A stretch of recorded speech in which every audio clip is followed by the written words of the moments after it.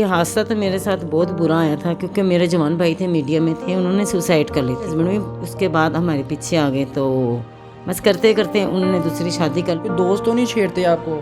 छेड़ते हैं। क्या कहते हैं? तुम लोग गरीब हो, तुम्हारे पास गाड़ी नहीं है। क्योंकि वो लालची थे, फ्रॉडिये थे, वो जाली वीज़े लगाते थे, वो लोगों से फ्रॉड करते थे, उनको पैसा ही चाहिए था, कहते थे चमड़ी जाए दमड़ी ना जाए। बहू अगर बेवा है आप उनसे ज़रूर पूछा करें कि आपके साथ भी ना भी कुछ दें, पूछ लिया करें।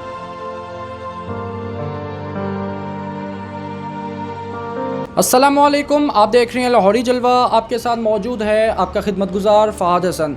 जी तो नाज़रीन, आप मेरे पास एक फ़ैमिली देख सकते हैं। इन मोहतरमा का नाम फौजिया ख़ान है, जिनके 3 बच्चे हैं। जी तो नाज़रीन, इन्होंने अपनी ज़िंदगी में लग्जरी लाइफ मलेशिया में गुजारी और इनके साथ एक ऐसा हादसा पेश आता है, किस्मत पलटा खाती है, जिस वजह से वो पाकिस्तान में उनको आना पड़ जाता है और यहाँ आकर ये चिंची रिक्शा चलाती है। आखिर ऐसी क्या मजबूरी थी जो इनको चिंची चलाने पे मजबूर करती है, और इनसे जानते हैं कि आखिर ये कैसे हादसा हुआ और क्या इनकी ज़िंदगी में हुआ और किस्मत ने कैसे पलटा खाया। अस्सलाम वालेकुम जी। वालेकुम अस्सलाम। क्या हाल है? ठीक है आप? अल्लाह का शुक्र। अच्छा फौजिया, आप बताइएगा काइंडली कि आपके साथ ऐसा ज़िंदगी में क्या हादसा पेश आया कि आपको पाकिस्तान मलेशिया से आना पड़ा। आप बेहतरीन ज़िंदगी वहाँ पर गुजार रही थी, क्या ऐसा हादसा पेश आया जो आप पाकिस्तान आई और यहाँ आकर आप चिंची रिक्शा चलाने लग गई? जी, हादसा तो मेरे साथ बहुत बुरा आया था क्योंकि मेरे जवान भाई थे, मीडिया में थे, उन्होंने सुसाइड कर ली थी, खुदकुशी कर दी, उनको पे नहीं मिलती थी, हमें आना पड़ा। जब हम आए तो बाद में मेरे हस्बैंड भी उसके बाद हमारे पीछे आ गए, तो बस करते करते उन्होंने दूसरी शादी कर ली, उसको लेके चले गए। जब चले गए तो हमें नहीं पूछा ना पीछे से, यानी तलाक वगैरह भी कुछ नहीं दी, यानी कि हमसे कॉन्टैक्ट ही छोड़ दिया। मेरे पासपोर्ट शनाख्ती कार्ड भी लेके चला गया, तो ना मैं खर्चा देता ना कुछ और करता था। फिर उसकी 1 साल तक उसकी शादी रही। जब उसने मुझसे कॉन्टैक्ट किया कि मुझसे माफ़ी वगैरह मांग रहे थे, तो उन दौरान 3 दिन हुए थे मुझसे माफ़ी मांग रहे थे। उनका एक्सीडेंट हो गया मलेशिया में, मौके पे उनकी डेथ हो गई। अब वो सुबुरते खाक है लाहौर में, तो तंदूरा वाला चौंक है इधर सिंहपुर वाली साइड में। अच्छा मुझे बताइएगा, उन्होंने जब शादी की आपको भनक तक नहीं लगने दी, उनके घर वालों ने आपसे पूछा तक नहीं कि आप कहाँ हैं, किस हालत में है? आखिर औलाद जो सी नस्ल होती है ना, वो बाप से चलती है। उनको ये भी ख्याल नहीं आया कि यार हमारे बेटे हैं, हमारी नस्ल है, कम से कम हम अपने बेटे की औलाद से मिले, हम अपनी नस्ल से तो कम से कम मिले। उन्होंने इन बच्चों से भी मिलने की कोशिश नहीं की उनके घर वालों ने? नहीं, वो उन्होंने बिल्कुल नहीं कोशिश की क्योंकि वो लालची थे, फ्रॉडिये थे, वो जाली वीज़े लगाते थे, वो लोगों से फ्रॉड करते थे, उनको पैसा ही चाहिए था, कहते थे चमड़ी जाए दमड़ी ना जाए। उन्होंने कभी नहीं इनको पूछा कि ये मेरे बेटे हैं, रफाकत की निशानी है, हम पूछें। मेरी एक बेटी भी है, 3 मेरे बेटे हैं, 1 मेरी बेटी। कभी नहीं उन्होंने पूछा। उन्होंने पैसे सब समेटे, वो चले गए। मगर पैसा ही सब कुछ नहीं होता। आप लोग सुन रहे हैं, पूरे पाकिस्तान में कोई भी गैर होंगे, आप लोग देख के आप लोगों के दिल में कितना कुछ हो रहा होगा कि यार इनको कोई हमारे होते, हम इनको पूछ रहे थे, पर उन्होंने नहीं पूछा क्योंकि उनको पैसे अजीज़ थे, तो वो पैसों को रखे कब्र में तो जाने नहीं पैसे। पर ये कि इस वक्त जो हालात मुझ पे हैं, मुझे पता है आज मेरे घर में ये मेरा मीडिया में इंटरव्यू देने का मकसद ये है कि चलो सब मिल के, क्योंकि मुझे थोड़े देर में अपना मकान ले लूँ या कोई मैं अपनी गारमेंट्स की फैक्ट्री चला लूँ, चलो मुझे अल्लाह ताला अपना दे देगा, इन बच्चों की मैं तालीम मुकम्मल करूँ। सही हो गया। जी तो नाजरीन, जैसे कि आपने इनकी आवाज़ में एक दुख देखा है, ये अपने लिए कुछ नहीं मांग रही, ये अपनी औलाद के लिए सिर्फ चाह रही हैं कि मैं अपनी औलाद को कम से कम एक अच्छा मुस्तकबिल दे सकूं, एक ऐसा रोशन मुस्तकबिल दे सकूं जिसमें ये तालीम याफ्ता और इनको ज़माने की ठोकरें ना मिले जैसे कि मैंने अपनी ज़िंदगी में ठोकरें खाई है। अच्छा फौजिया मैम, आप बताइएगा, आप जब पाकिस्तान आई, जब आपके पास वसाइल नहीं थे किसी चीज़ के, तो आपको सबसे पहले चिंची ही चलाने का ख्याल क्यों आया? चिंची चलाने का ख्याल इसलिए आया क्योंकि काम तो हर तरफ ख़त्म हो ही जा रहे थे। उससे पहले भी काम कर करके मेरे साथ भी ऐसे कुछ मसले हो गए, मेरी हड्डियां दर्द होने लोगों को काम कर करके। फिर मेरे बच्चे भी जाते थे, लोगों के बाप लेके जाते थे, बच्चों मेरे बड़े एहसास कमतनी का भी शिकार होते थे। वह इनको देख के भी मुझे कुछ हौसला आया। मैंने कहते कि अब लोगों के पापा हैं जी, मोटरसाइकिलों पे लेके जाते हैं। फिर मैंने मोटरसाइकिल ली, मैंने इसको बनाया कमेटी छोटी छोटी सी डाल के, उसके साथ साथ मैंने रोज़गार का भी कर लिया। फिर उसके साथ साथ मैं लोगों के में काम करती रही, मैं घर में भी सिलाई करती रही, यानी कि दुनिया का कोई काम भी नहीं किया, अपने बच्चों की भी सहूलत की, दूसरों के बच्चे को भी ले जाती थी। तो इस तरह मेरे टाइम की भी बचत होती थी, मैं लोगों के घर में जाकर ड्यूटी भी दे आती थी। अच्छा, चिंची चलाने से पहले सबसे पहले बाइक सीखता है बंदा, तो वो आपने बाइक कब सीखी? ये मैंने काफ़ी देर पहले की सीखी हुई है, मलेशिया में बस मजाक में सीखती थी इनके पापा से। तो वो हुनर काम आ गया ज़िंदगी में? हाँ जी, तो आना चाहिए, हर किसी को सीखनी चाहिए ताकि किसी का बंदा मुहताज ना हो। मेरे ख्याल से मेरी तालीम नहीं है, तो मेरी रिक्वेस्ट भी आप अपनी बच्चों को ज़रूर पढ़ाएं, पढ़ा लिखा के अच्छा इंसान बनाएं, अपने नवासों से, अपने दोतरों पोतरों से कभी भी उनका हक ना मारें। तो उनको पूछा करें, बहू अगर बेवा है आप उनसे ज़रूर पूछा करें कि वो आपके साथ में ना भी कुछ दें, पूछ लिया करें।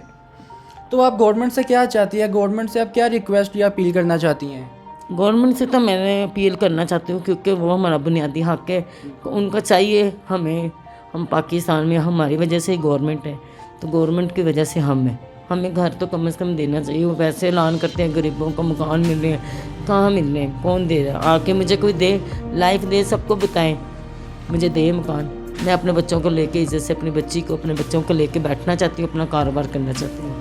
सही हो गया जी। तो नाज़रीन, जैसा कि इनकी मासूमाना अंदाज़ आप देखें, इन खातून को तो आप देख रहे हैं, मगर आप ये 3 छोटे छोटे मासूम और प्यारे प्यारे आप चाँद से चेहरे देख रहे हैं जो तालीम हासिल करना चाहते हैं। वो कैसे अपनी माँ को देख रहे हैं, किस हालत में देख रहे हैं, उन बच्चों पे क्या क़यामत है जब वो लोगों के घरों में अपनी माँ को जाते देखते हैं। बताइएगा कि आपको किन किन मुश्किलात का सामना करना पड़ा जब आप पर एक ऐसा वक्त आया, किस्मत ने पलटा खाया और आप एक लग्जरी लाइफ मलेशिया में गुजारी थी, जब आपको बेवफाई और धोखा अपने हस्बैंड से मिला। फिर उसके बाद जब पाकिस्तान में अपने बच्चों के साथ रह रही थी, बच्चों की तरबियत के लिए आप स्ट्रगल कर रही थी, चिंची चलाने लग गई, जब आप काम किया करती थी जगह जगह जाकर, तो आपको किन किन मुश्किलात का सामना करना पड़ा? सबसे बड़ा मुश्किलात तो मेरे सामने तो एक वो आया था कि जब मेरे पास किराया नहीं थी, 4 माह का किराया मेरा रह गया था, तो मालूम खान गंदी नीयत का बंदा था, वो शायद सुन रहा होगा, मैं नाम नहीं लूँगी, तो उसने मेरा बाजू पकड़ लिया। रात को आता था, शाम को आके दरवाज़ा खड़काता था, सुबह हमें आवाज़ दे घूंघरा मारता था कि मैं काम पे जा रहा हूँ। जब आता था डेली दरवाज़ा, हाँ जी किराए का क्या बना? तो मैंने कहा भाई अभी मेरे पास नहीं है, आप मुझे थोड़ा टाइम दे दे। एक दिन करते करते उसने मेरा बाजू पकड़ा, मुझे कहता है कि चलो मेरे साथ, तुम अगर गलत बात कही के रहना चाहती हो, रात रो, तो मैं तुम सारी उम्र कराए, मेरी बुढ़ी ने भी ना पता लगे। जैसे उसे मेरा हाथ इधर वाला पकड़ा उसने मेरा, तो आप इतनी प्यारी हो, तो मैंने इधर से दे मारी। मैंने कहा चल निकल इधर से। मैंने बहुत मुश्किल हालात हैं, पर आज मैं उनके सामने फ़ख्र से चलती हूँ। चाहे मैंने उसको थप्पड़ मारा था, चाहे उसने मेरा सामान उठा कर बाहर फेंका था, चाहे मैं सारी रात बारिश में अपने बच्चों के साथ बिकी थी, मेरे लिए वो सही था। आज मैं फ़ख्र से अपने बच्चों के साथ भी जाती ना, मेरा सर बुलंद है तो वो ऐसी नज़र छुड़ाता है, क्योंकि गलत काम गलत है। औरत को अपनी मेहनत कर ले, अपनी, चाहे वो भीख मांग रहे, गलत काम ना करें। मेरा ये भी मैसेज है, औरतों को अपने आप पे, अपने पैरों पे, अपनी बच्चियों को इतना ट्रेन करें वो किसी के आगे झुके मत। मैंने ये नहीं कहती कि मर्द सारे गलत हैं, कुछ गलत हैं, मर्द अच्छे भी हैं। मेरे साथ अच्छे लोग भी मिले हैं जिन्होंने मुझे सपोर्ट भी किया है, मुझे हौसला दिया। अगर मेरी कोई माली इमदाद नहीं, मुझे उन्होंने हिम्मत ज़रूर दी है कि बाजी डट के रहना, तू औरत नहीं तू मर्द है। ये मर्दों के, औरतों के, बच्चों के हौसले अफजाई से आज मैं आप लोगों के सामने बाहिम्मत ज़िंदगी गुजारी, वरना मैं हिम्मत हार चुकी थी। अच्छा बताइएगा, आपने कभी दूसरी शादी का ख्याल नहीं किया? नहीं, मैंने नहीं किया। इसकी कोई वजह बता सकती हैं?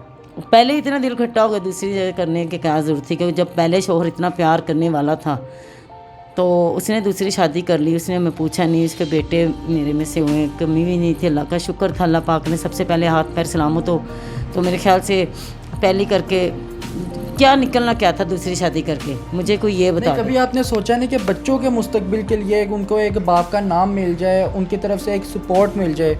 नहीं, कोई नहीं बच्चों को सपोर्ट करेगा कभी, बिल्कुल गलत बात है। मैं दुनिया देखती हूँ, कहते ना बट्टा गोल किसने आया हूँ, ठुड्डे इतने लगे हैं भाई मैं गोल हो गया हूँ। मैंने छोटी सी उम्र में बड़ी दुनिया देखी है, मैंने देखा है लोगों ने दूसरी शादी के, लोगों के जो सतीले बाप ने उन्होंने बेटों को भी नहीं छोड़ा। कोई करना ही चाहता है हेल्प, ज़रूरी शादी करेगा, वैसे ही करके तो दिखाएं, अपने बच्चों को पालें, अपने घर में आराम से बैठें, दुआ लें किसी गरीब की। ज़रूरी शादी करके क्या निकलना क्या है, अपने सगे नहीं बनते, कोई भी नहीं बनता किसी का, और ना मैं सोचा है और ना मैं करूँगी। ये जी तो नाज़रीन, ये माशाल्लाह छोटे से मासूम से चेहरे हैं। इनके बच्चे से बात करते हैं। अस्सलाम वालेकुम बेटा, इधर आओ। क्या नाम है आपका? जासिम। जासिम अली, माशाल्लाह बहुत प्यारा नाम है। बेटा क्या एज क्या है आपकी? मेरी 7 7 एज है। किस क्लास में पढ़ते हो? 2 में जाने लगूँ। 2 में जाना है। तो कोई मुश्किल तो नहीं आती किसी किस्म का, लोग ताने तो नहीं देते, कोई दोस्त तो नहीं छेड़ते आपको? छेड़ते हैं, क्या कहते हैं? तुम लोग गरीब हो, तुम्हारे पास गाड़ी नहीं है। जी तो नाज़रीन, जैसा कि मैं इस बच्चे से बात करने का मेरा अहम मकसद ये था कि हम गवर्नमेंट को हिलाना चाहते हैं, जिन जोड़ना चाहते हैं कि खुदारा आवाम को जिन हिलाना चाहते हैं, जिन जोड़ना चाहते हैं। हम ये बताना चाहते हैं कि आखिर कम से कम इन बच्चों के जो मासूमाना सवाल है, इन बच्चों की जो मासूमाना ख्वाहिशात है, इन बच्चों ने कोई बहुत बड़े बंगले, बहुत बड़ी कोठियाँ नहीं मांगी। जी तो नाज़रीन, इनकी थोड़ी थोड़ी हस्बे तौफीक आप मदद करें ताकि ये अपने घर को और अपने बच्चों की तरबियत भी कर सके, अपना घर भी चला सके। एक औरत के लिए सबसे मुश्किल काम होता है अपनी औलाद को पालना, और एक औरत किस तरह अपने बच्चों को पालती है ये वो औरत जानती है या फिर अल्लाह ही जानता है। आगे रमज़ानुल मुबारक आ रहा है, खुशियों भरा पैगाम लेकर आ रहा है, इसमें अल्लाह ताला की इबादत की जाती है। मेरी सबसे रिक्वेस्ट है, मेरी पर्सनली रिक्वेस्ट है आप सबसे कि इनकी हेल्प की जाए ताकि ये भी अपने बच्चों का मुस्तकबिल सिक्योर कर सके, तालीम दे सके। इसी के साथ अपने मेज़बान को इजाज़त दीजिए। देखते रहिए लाहौरी जलवा फ़हद हसन के साथ। अल्लाह हाफिज़।